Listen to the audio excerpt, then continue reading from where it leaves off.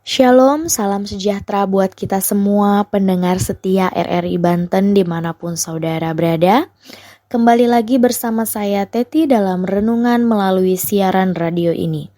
Mari kita sama-sama merenungkan kebenaran firman Tuhan dalam Filipi pasal pertama ayat yang ke-27 sampai ke-30 yang akan saya bacakan di bawah satu perikop yang diberikan Lembaga Alkitab Indonesia adalah nasihat supaya tetap berjuang. Ayat yang ke-27. Hanya hendaklah hidupmu berpadanan dengan Injil Kristus supaya apabila aku datang melihat kamu, dan apabila aku tidak datang, aku mendengar tentang kamu, bahwa kamu teguh berdiri dalam satu roh, dan sehati sejiwa berjuang untuk iman yang timbul dari Injil. Ayat 28, dengan tiada digentarkan sedikit pun oleh lawanmu. Bagi mereka semuanya itu adalah tanda kebinasaan, tetapi bagi kamu tanda keselamatan, dan itu datangnya dari Allah. Sebab kepada kamu dikaruniakan bukan saja untuk percaya kepada Kristus, melainkan juga untuk menderita untuk Dia. Ayat yang ke-30. Dalam pergumulan yang sama, seperti yang dahulu kamu lihat padaku, dan yang sekarang kamu dengar tentang aku. Saudara-saudari yang terkasih, pendengar setia RRI Banten, satu tema yang akan saya bawakan adalah jangan menyerah meski lelah. Surat Filipi ini adalah surat pengembalaan yang ditulis oleh Rasul Paulus kepada jemaat di kota Filipi. Surat ini unik, penuh dengan kata-kata sukacita. Berulang kali kata-kata dalam surat Filipi diulang-ulang adalah sukacita, penuh kehangatan, meskipun keadaan dan situasinya berbanding terbalik. Rasul Paulus saat itu sedang dipenjara. Surat Rasul Paulus kepada jemaat di Filipi secara khusus dari pasal yang pertama sampai yang keempat, semua menekankan berpusat pada Kristus. Maka bisa dikatakan surat ini mengingatkan jemaat Filipi untuk tetap mengandalkan Kristus dalam segala hal. Meskipun Paulus dipenjara, perhatiannya kepada jemaat dalam ketidakhadirannya di tengah-tengah jemaat, Rasul Paulus tetap mau menguatkan iman jemaat bahwa pedoman yang sesungguhnya, teladan yang sesungguhnya hanyalah Kristus. Seperti di ayat yang ke-27 menekankan bahwa hendaklah hidupmu berpadanan dengan Injil Kristus. Karena ancaman bisa datang dari mana saja. Bisa dari luar jemaat Filipi. Bahkan bisa juga dari jemaat itu sendiri atau diri orang percaya itu sendiri. Dalam hal ini, Paulus menarik contoh kepada dirinya sendiri, bahwa ketika dia di penjara, tidak mengekang, menghalangi dia atau membatasi dirinya untuk tetap memberitakan Injil dan tetap hidup di dalam Injil.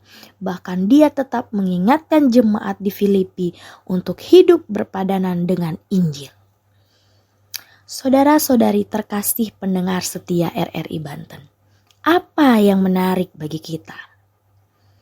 Seringkali ancaman kesulitan menggoyahkan kita, bahkan membuat kita takut menjalani hari-hari yang semakin banyak yang kita dengar di akhir-akhir ini.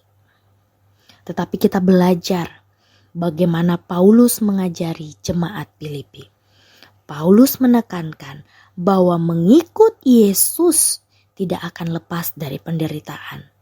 Tetapi dalam segala keadaan, apapun itu, tetap harus ada ucapan syukur. Tetap harus ada sukacita bahwa Tuhan tidak pernah meninggalkan kita. Karena hanya itulah pengharapan yang sesungguhnya. Dalam Filipi 1 ayat 21, Paulus menuliskan, karena hidup bagi Kristus dan mati adalah keuntungan. Memang tingkat iman yang dimaksudkan oleh Rasul Paulus adalah hal dunia tidak boleh menggeser posisi pertama Kristus dalam hidup kita. Dia adalah Allah yang setia yang tidak pernah meninggalkan kita. Tapi bukan berarti tidak ada masalah atau ancaman. Di ayat yang ke-28 tadi Paulus mengingatkan bahwa akan ada lawan dan ancaman. Dan Paulus di ayat yang ke-30 dia mencontohkan dirinya. Bahwa dirinya sendiri pun mendapatkan ancaman, bahkan mendapatkan cobaan, ujian. Saat itu adalah dia di penjara. Tetapi itu tidak memutus rasa syukurnya. Tidak memutus rasa sukacitanya. Bahkan dia tetap apa? Meneguhkan iman jemaat. Hal yang sama bagi kita orang percaya. Mungkin saat ini ada hal yang menekan kita. Yang seolah-olah kita merasa sendiri. Hal yang mengecewakan kita. Bahkan hal yang menyakiti kita. Percaya kepada Kristus tidak semerta-merta langsung mengubah keadaan. Tetapi Tuhan mengizinkan kita memahami, belajar, mengerti bahwa dunia hanya menawarkan kesia-siaan, kekecewaan, tekanan, ketakutan, kesendirian. Kita harus paham bahwa hanya Tuhan pendengar yang sejati, penghibur yang sejati, dan pengharapan yang sesungguhnya. Apa yang perlu kita khawatirkan? Tidak ada.